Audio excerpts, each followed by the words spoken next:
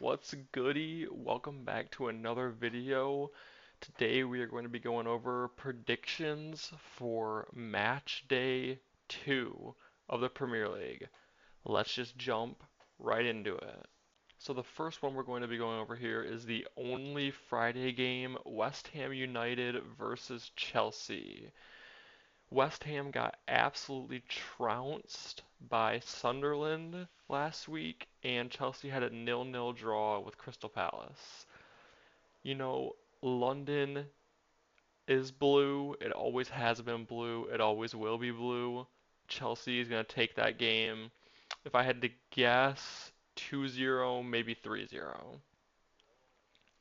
Now we have the Saturday slate. This is where the real football happens. It's on Saturday. 12:30, Man City versus Tottenham. They both won, but Man City absolutely destroyed Wolves. It was the most goals put up in the first match day. So I think they'll take that one over Tottenham. Maybe 2-1, 2-0, something like that. The 3 p.m. games, Bournemouth versus Wolverhampton Wanderers.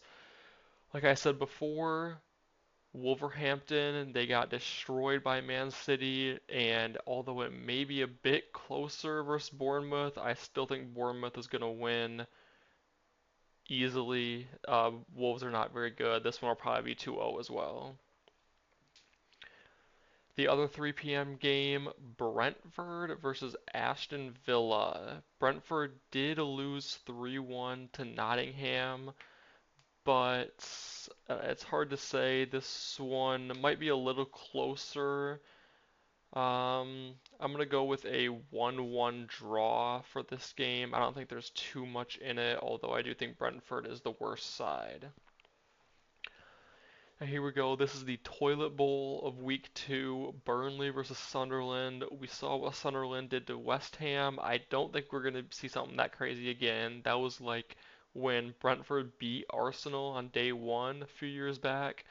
You know, 3 goals against a Prem side. That's pretty crazy, but Burnley is just worse, so I think Sunderland will go on and win this one.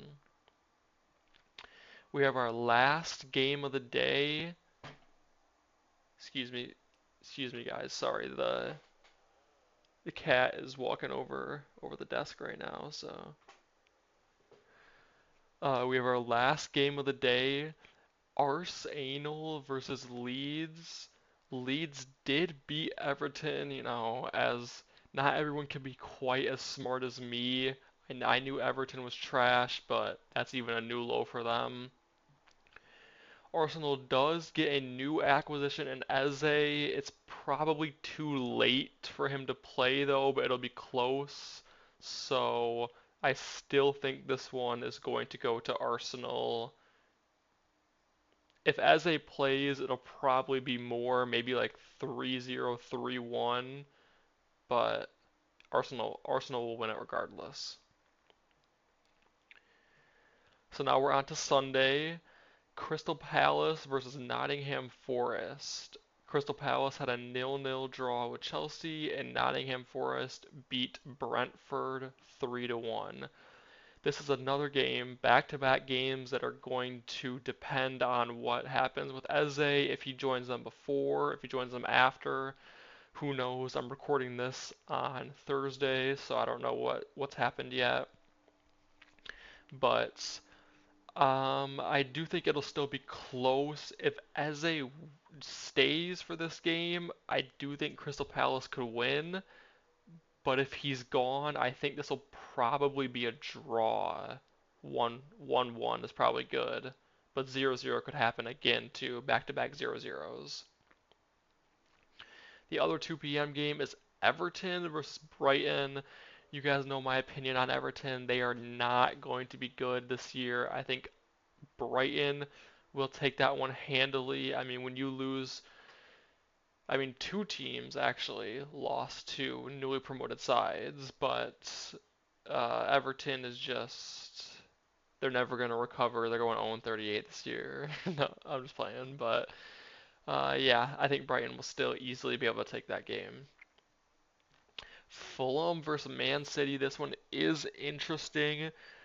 Man City only lost 1-0 to Arsenal, and Arsenal's supposed to be, the big title contenders this year. They're supposed to be fighting Liverpool for their spot. So it was good for Man United fans and for the organization to see them be that close to Arsenal, especially with how terrible they were and still are from last year. But I do think Fulham has improved. This one could also be a bit closer, but this one might just be a shootout, honestly, like 2-2 or even 3-3. That'd be pretty crazy, but I do think it'll be a draw.